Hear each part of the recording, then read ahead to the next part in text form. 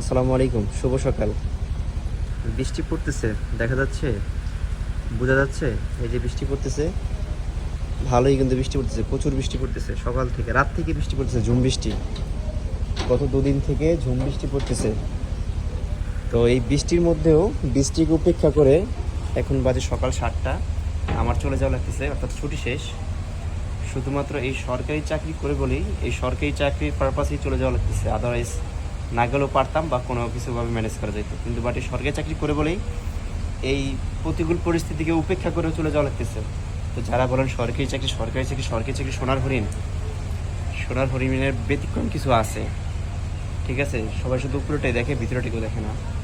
তো যাই হোক, এটাই বলার ছিল যে যাই, আজকে বৃষ্টি না, আজকে যদি ঝড় তুফান হইতো, বন্যা বাতাস হইতো, যাই হইতো না কেন, আমরা কিন্তু তাও চলে যাওয়া লাগতোই, থাকতে পারতাম না। তো সুতরাং সরকারি চাকরিটা এরকমই। আর বিশেষ বিশেষ করে ডিফেন্স লেভেলের চাকরিটা এর থেকে আরও বেশি খারাপ বলবো আমি, মানে অনেক কষ্টে। এই ঝড় বৃষ্টি যত যাই কিছু হোক না কেন, আমার চলে যাওয়া লাগতোই। তো এটাই আর কি বলার ছিল, যারা সরকারি চাকরির কথা বলেন শুধু বারবার।